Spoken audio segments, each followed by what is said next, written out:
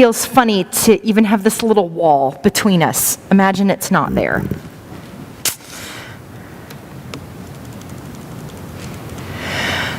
As we prepare for the word preached, would you join with me, your hearts and minds, in prayer? Oh God, may the words of my mouth and the meditations of each of our hearts be found acceptable in your sight. For you are our rock and our Redeemer. Amen.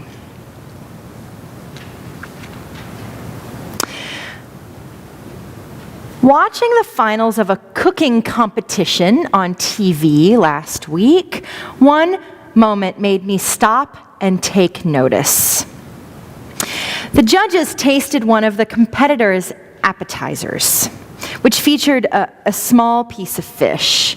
And they all agreed his fish, perfectly cooked, tender, flaky, lovely. His presentation, flawless. However, on one point they all agreed. His fish was under-seasoned. And Emeril Lagasse, who was one of the judges, that accomplished and wildly famous New Orleans chef, said to this competitor, just a few grains of finishing salt on top. That would have saved this dish. And that's when I finally, I think, understood what Jesus is trying to get out with all this salt and light business. Now, the light metaphor comes to us rather easily, doesn't it? We've all been afraid of the dark. We know the inherent power of even the smallest of lights.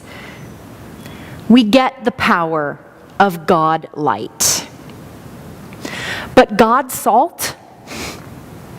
Or as Reverend David Lose put it this week, God spice?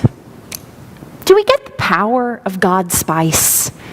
Do we understand how we're supposed to be, or how we are, God's salt in the world? Well, take Emeril's comment to the chef, for instance. Why would adding finishing salt matter? Why would it matter enough to save the dish?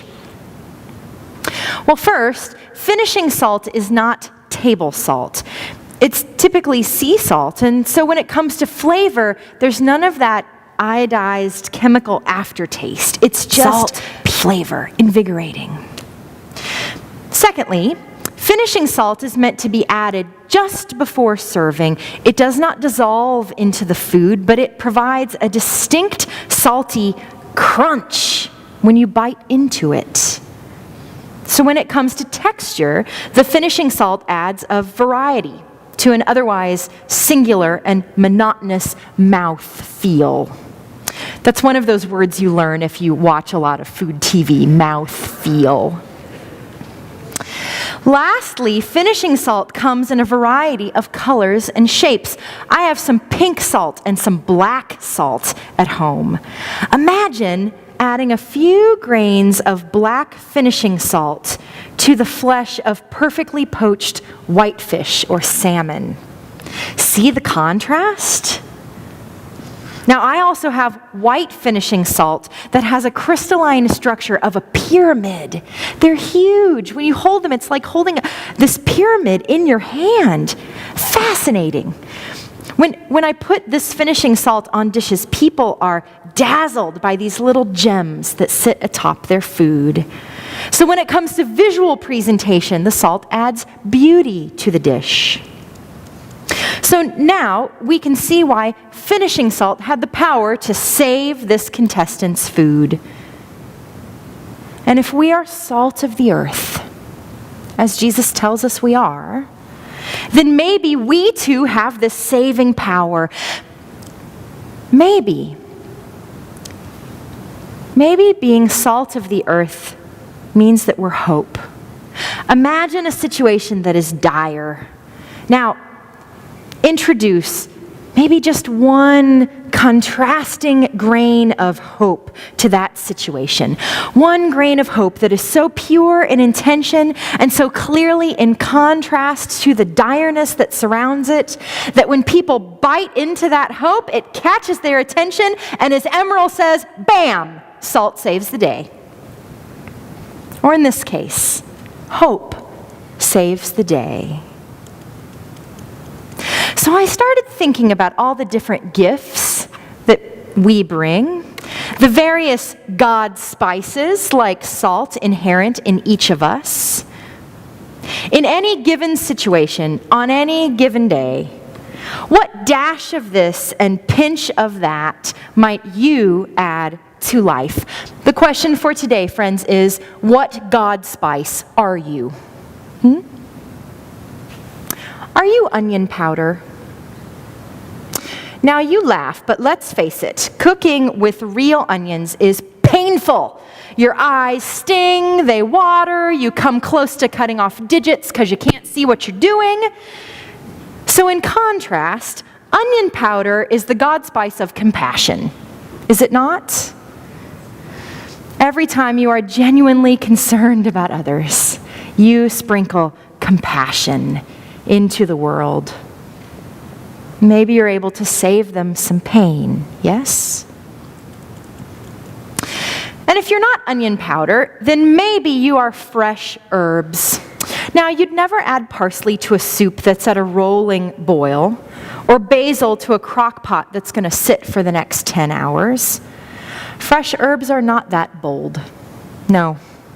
They are the God spices of gentleness and self-control.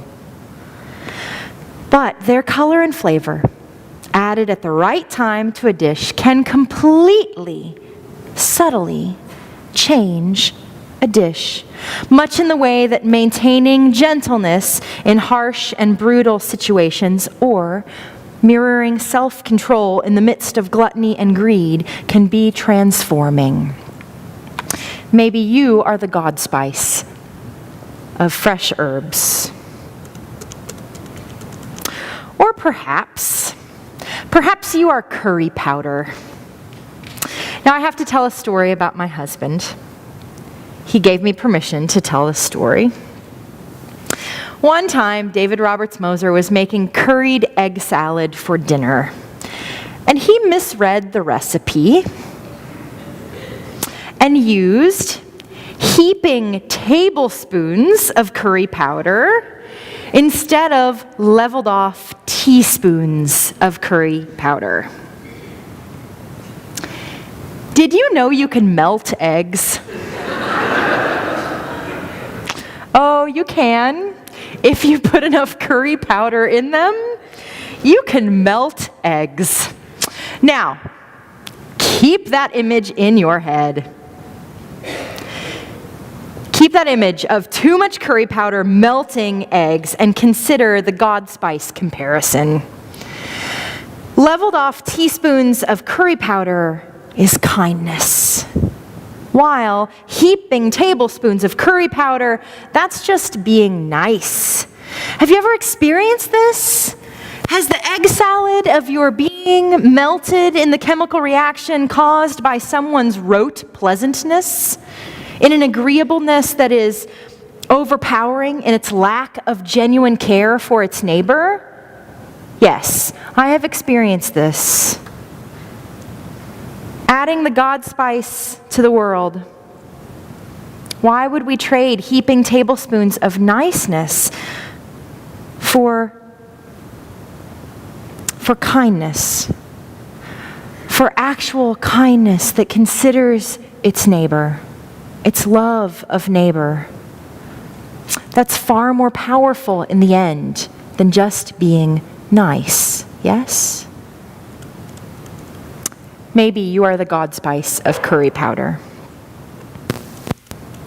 Or perhaps, in a similar vein, perhaps you are the God spice of cocoa powder. Now add cocoa powder to sugar and milk and you get chocolate. And so add it to the sweetness of our friends and the milk of that which connects us as family, and it becomes philia, the kind of love that I talked about with our kids this morning. Brotherly love. And like chocolate, we crave and are comforted by that kind of love. The kind of love of family and friends and the comfort of home and belonging. But Go back to that God spice, the God spice of cocoa powder, and add it instead to some other spices and some meat. Put it over a fire, and you make mole. So add the fire traps of the world to our flesh, and that God spice becomes agape love. Agape is the kind of love that Jesus lives and teaches. It's the kind that when flesh meets fire, reaches out in love to tend to and transform. And so maybe you have the God spice of philia or of agape to offer, chocolate or mole. Which are you in the world? Now perhaps you've been in the kitchen of life for a long time now, and you've dabbled with this God spice and with that. And you know what recipes you have at the ready when facing a humanity that's craving one thing but deeply hungering for another. Maybe you throw a bunch of the God spices together. Maybe, friends, maybe you are a dry rub. Now, dry rubs are a blend of lots of spices and salt and sometimes sugar and herbs. And this concoction is literally rubbed onto a piece of meat and then allowed to sit there for hours, maybe even days. And what happens is that spice, that flavor, penetrates the meat. They sink down deep into the flesh, and it changes the way it tastes. Now, you could take that same spice mixture and throw it on just before cooking or right after, and you'd still get flavor. See, you can throw the God spice of forgiveness in any situation where a wrong has occurred, and that forgiveness will flavor the relationship. Forgiveness will make it nourishing again. But if you are a dry rub, if you add the God spice of reconciliation to our lives over time, that will fundamentally change us. Because reconciliation is restoration, and in order to be restored, we must allow grace and mercy and forgiveness to penetrate down deep into the very meat of who we are. And that will change us. Will that be the kind of enduring God spice that you offer to the world? Jesus said, "You are the salt of the earth," not, "You could become the salt of the earth," or, "If you choose to, you could be the salt of the earth," or, "You might want to think about becoming, in your free time and when you get around to it, the salt of the earth." Get the picture here? You are the God spice of the earth. So which God spice are you? We are the God spice of the earth, here and now. You are God spice. You have flavor to add to the world. God flavor. Friends, don't stay on the spice rack. Amen.